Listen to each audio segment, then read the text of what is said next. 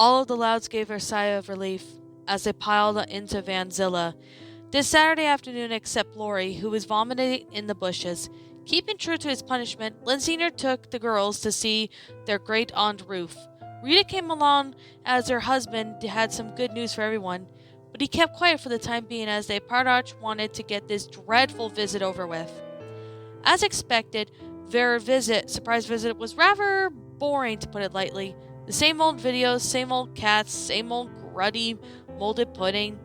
Perhaps the worst part when Aunt Ruth asked about Lincoln's absence. Hesitantly, the parents had stated that he was sick and couldn't attend, but that didn't stop the great aunt from having someone massage her feet, as she was typically had Lincoln do it. Naturally, no one wanted to even be near those disgusting things that she walked on, but the old hag wasn't taking no for an answer. It was Lori who decided to take one for the family. Before the visit could get any more gross, the Louds had enough and called it a day. Before exiting out of the house, Rita took the chance to tell her aunt what had needed better food. The Marach didn't want any more of her kids falling ill. "You think she'll be okay?" Lenny asked. "Trust me, Lenny, I like gross stuff, but even I wouldn't dare touch Aunt Ruth's feet." Lana shivered. "Hearing her puke is making me want to puke," Luann added.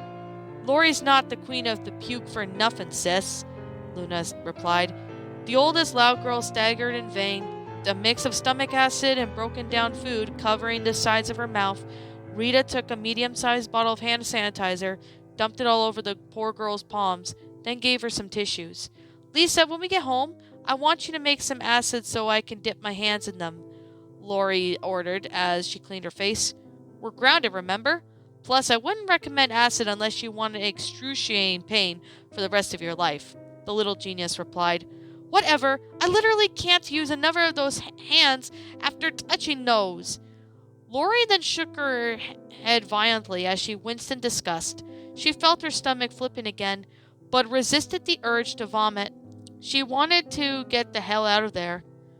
The rest of the girls shared their sentiments. While they were discussing the unfortunate incident, Rita knew were better matters to attend to. "So, what did you want to tell us, honey?" "Well, good news is that I found a therapist," Lynn Sr. announced, causing the girls to fall silent. "So is she good?"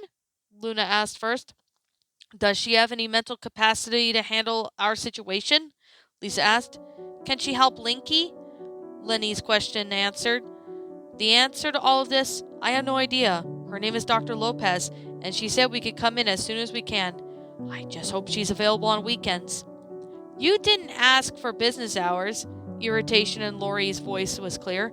I forgot to do that before I hung up." "So, what's the bad news?" Lola piped up. "Well, I thought it would be a good idea for all of us to have a couple of sessions with her." The 9 daughters were surprised. "Look, I know how down you girls have been since last Sunday, and I think it will help if she evaluates our entire family. Myself and Rita already knew this family could seriously use some therapy. Not just Lincoln.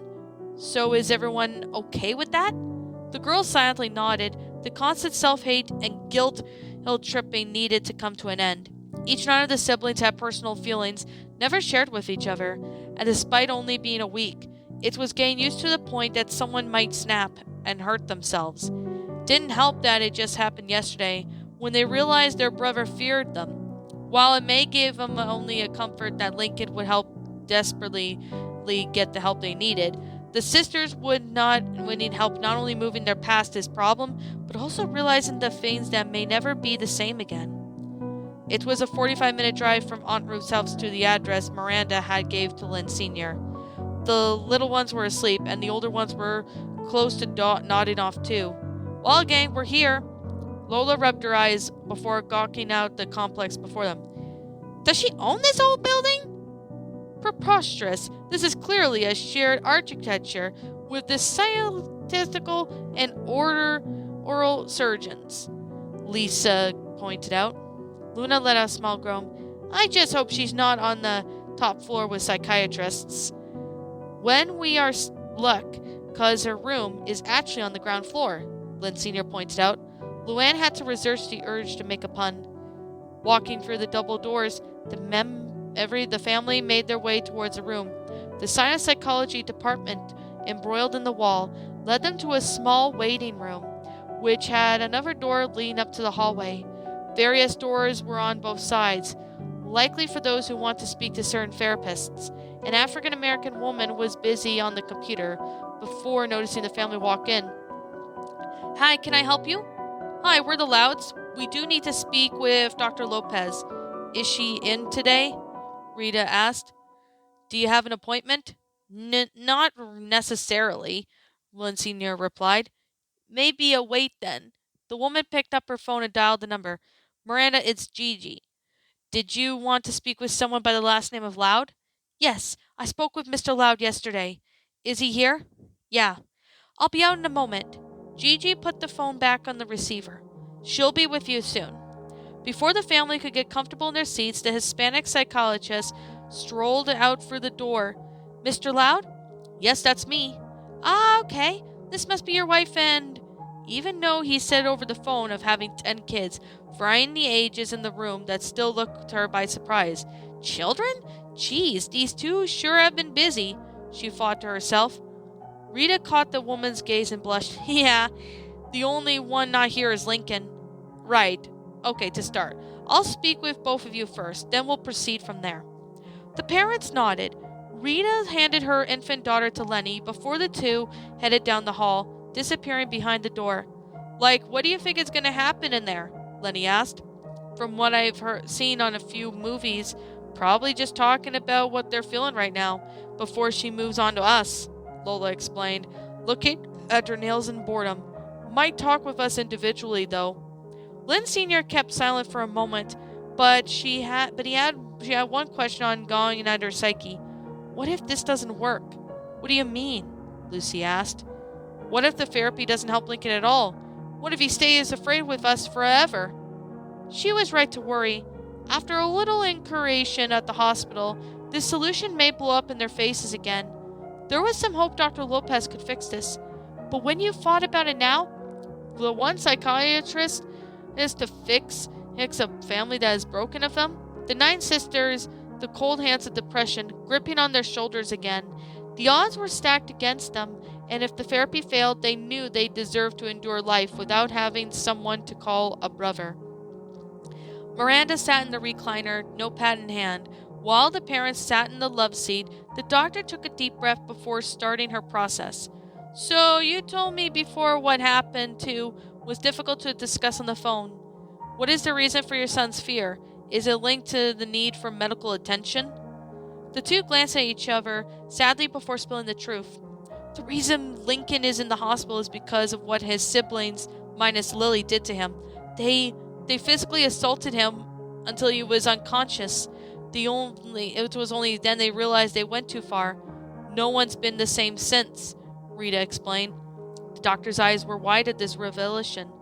Is he all right? He suffered fractured ribs, damaged pelvis, and a bruised face, ma'am, and what's only left of half the injuries on the list, Lynn Sr. added in a stern tone. I see. Do you know what caused this incident to occur? The kids were having a disagreement over their sister fight protocol, Rita stated, in the disgust of her voice very clear from saying the last 3 words. And what exactly did the system intentional? I don't remember all of it, but that was just because our daughters would be able to settle their conflicts without having us to get involved. This was the only time it's ever been used in the house, and it fell to pieces, the pirate stated in anger. Miranda had written down a few notes before continuing.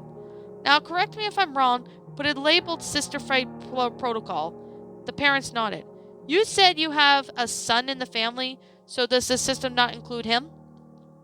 This definitely rang a bell in the Louds' heads before they started to explain what the protocol initialed. It states that if 2 sisters got into a conflict, both warring parties would be divided and isolated until they simmered down enough to talk about it. It also contained a chart that showcased the seriousness of the situation. Thunderstorm means 2 are at odds with each other, and the threat level would continue to climb. 2 or more or sisters came into the conflict in addition to the ones already in the heated argument. However, it stated that no one should intervene and allow the conflict to run its course. Not only that, it also failed to state what Lincoln had to do any part of this. At least not as clear. Rita and Lynn Sr. also felt stupid for not picking this up. They literally slapped their foreheads at the same time. Lincoln doesn't get in a lot of fights like our daughters. He only gets involved if he feels that he needs to. We just assumed that it didn't involve him at all. Not sure how our daughters handled it though, the mother of 11 replied. The psychiatrist took note of this. From the sound of it, this system sounds like it was flawed from the beginning. While it may be good to let a conflict simmer, it can sometimes make everything worse as it angers festers without outlet. Poor communication kills is a well-known phrase I would close to my heart. Not only that, but if no one is supposed to get involved, it seems that your daughters were only doing what they weren't supposed to do to have any roles in this. The first round, it was effect on Friday, after we came home from work. At the only time, only Lori and Lenny were at their odds, so we made a separate meal times for them, and before you ask, it was so they wouldn't think we're picking sides. Everyone in the family was attending. Rita made 2 of the sets of pasta, and I ended up telling the same joke twice. Lynn Sr. added. Everything else happened? Sorry if these questions seem repetitive. I'm just gathering the clear picture to understand this situation, Miranda explained. It's alright, we're just having a difficult time, that's all, Rita stated. The doctor leaned back in her seat. You aren't the first clients I've had similar issues with. Just take your time and let it come. After a few moments, Lynn Sr. continued on. The next day, their protocol was still in effect, and it seems that things were getting worse. Luna and Luann were arguing now, and the threat level was the hissing cat. A few hours later, it became a stampeding T-Rex, and we hid in our room like cowards. Lynn Sr. then sobbed into his hands, and while his wife was comforting him, Miranda wrote down more notes. Clearly, there's a worry of being bad parents between these two, she thought. I probably shouldn't ask this, but did anything happen the next day? We all know that our daughters kept fighting for the rest of the day, but here comes Sunday. It seems that we have settled. We were too afraid to come out and check, so we stayed put. Rita paused, knowing very well what came next. It was our biggest mistake. The children were fighting again, and soon we heard someone crying. Rita couldn't continue. The memory of Lincoln getting brutalized haunted her deeply. Miranda was then put pieces together as to not make the couple even more upset. Oh well, that explains how the phobia first developed. Likely this was over a period of days before they realized that it was going to be a long, tenuous process, she said in her head. Okay, now that I've got the clear picture, I know how we can go about this. First off, I'm going to have to speak with both of you individually, and I'll do the same for each of your children. I want to understand how everyone feels about the whole situation. Then maybe I should be able to give him some helpful advice. And if your son is afraid of his siblings, I think he's going to be rather difficult. Both parents were elated by what this was going to help them, although unsure if she'd be able to be up for the task. It's not every day you meet a family of 13. Most of their time of that number consists distant relatives. This, Rita sniffled, this isn't too much for you, is it? Oh heavens no! I am visited by this kid named Clyde on a frequent basis. No offense to him, but that boy has a lot of issues. So who wants to go first? After some debate, Lynn Sr. opted to go first. Rita took her as his cue, leave the room. She went to go ask her sisters how exactly did they handle their protocol, at least to better understand what went wrong. Now, Mr. Loud, we are going to discuss here. Does not have to leave this room. You are free to make sure of this information as well. If you want to keep it private and wish to, and you can just tell me, I won't utter a word to anyone else. Understand? The father nodded. Now I'll ask you a series of questions, and you could respond to them in any way you wish. I won't force it out of you. Do you need to, come to the podium of your own? Oh, okay.